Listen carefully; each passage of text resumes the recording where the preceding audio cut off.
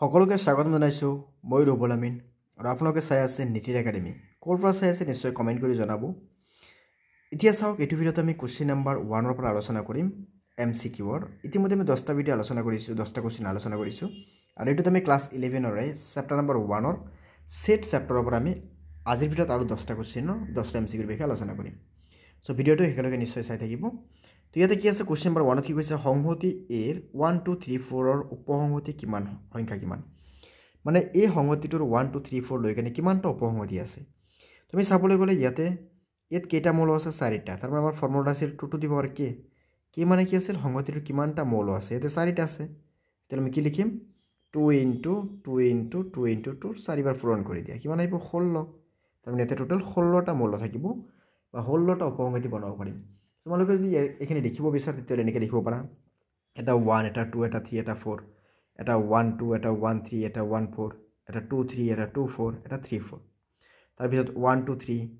2 3 4 তাৰ পিছত 1 3 4 এনেকৈ আমি টোটাল 16 ধৰণে আমি এটো খজাব পাৰিম বা বনাব পাৰিম ওকে আৰু লগতে এটা কি আহিব 5 এটা আহিব 1 2 3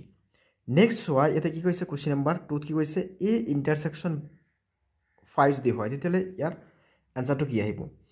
তো কোনো এটা ডাঙৰ সংহতিৰ লগত যদি আমি ইন্টাৰসেকশন কৰো সৰু এটা সংহতি তেতিয়া সৰুটো আমাৰ আনসাৰ হয় বা ভ্যালুটো সৰুটোই আহে তাহলে কি হ'ব 5 আহিব মানে একো মিল নাথাকিব তাতে নেক্সট কি আছে সংহতিৰ সংজ্ঞাটো প্ৰথমে কোনে আগবঢ়াইছিল জৰ্জ কেন্টাৰে আগবঢ়াইছিল সংহতিৰ সংজ্ঞাটো কোন প্ৰথমে ইয়াৰ পিছত আমি চাবলৈ গ'লে a = x such that x হৈছে 2 ৰ গুণিতক সো 2 ৰ গুণিতক কি আছে 2 4 6 8 10 12 14 এটি কি হৈছে x ৰ ভ্যালুটো 10 বা তাতকৈ সৰু তেতিয়ালে এইকেইটা আহিব এদিলে এতে আমাৰ কি আহিব অপচন নাম্বাৰ বি আহিব ইয়াৰ শুদ্ধ উত্তৰ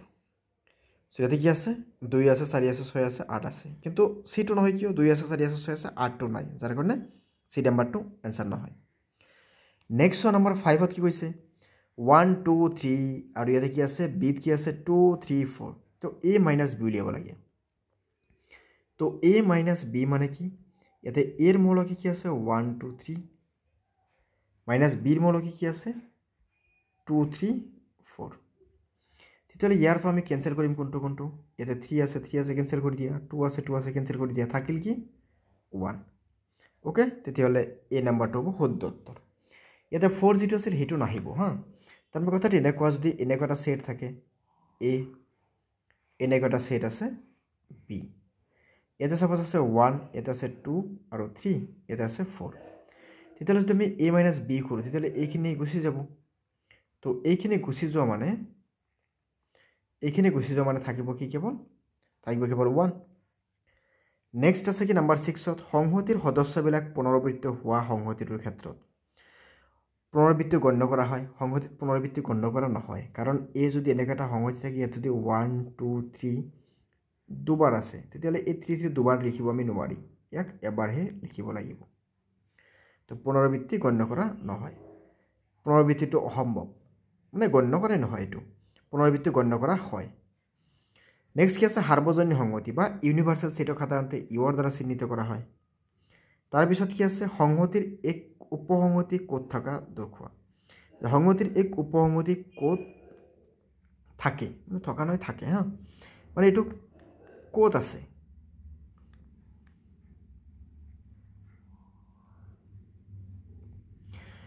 তো সোয়া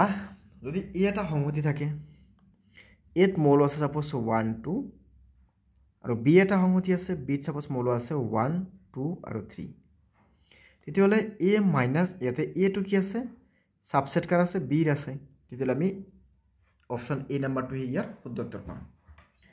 নেক্সট কি আছে নাম্বাৰ 9 যদি a ইন্টাৰসেকশন b = 5 হয় তেন্তে a আৰু b a ইন্টাৰসেকশন b যদি 5 হয় তেন্তে a আৰু b পৰস্পৰ পৃথক মানে a যদি ইয়াতে আছে তাহলে b ইয়াতে আছে a আৰু b ৰ কোনো মিল নাই a আৰু b ৰ কোনো মিল নাই নেক্সট আছে কি নাম্বাৰ 10 যেটো এটো ভিডিও একেবাৰে হেকৰতম প্ৰশ্ন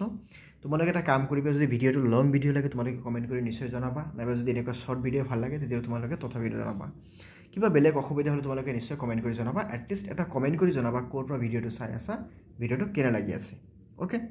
এতিয়া নেক্সট সংহতিৰ তালিকাভুক্তিকৰণ পদ্ধতিত কি আছে তালিকাভুক্তিকৰণ পদ্ধতিত সংহতিৰ উদাহৰণ হৈছে যে এক্স সাজ ডেট এক্স 2 গুণিতক এইটো তালিকাকৰণ নহয়, এইটো আমাৰ কি সংহতিকৰণ পদ্ধতি। 2 নম্বৰটো ইয়াতে এটা এটাকে অন্তৰ্ভুক্ত কৰা হৈছে, এইটো এটা কি হয় তালিকাকৰণ পদ্ধতি হয়। ঠিক আছে, সো ইয়াৰ পৰৱৰ্তী ভিডিঅ'ত আমি কি কৰিম আৰু 10টা এমচিকিউ লৈ আহিম আৰু তাৰ পিছত আমি কি কৰিম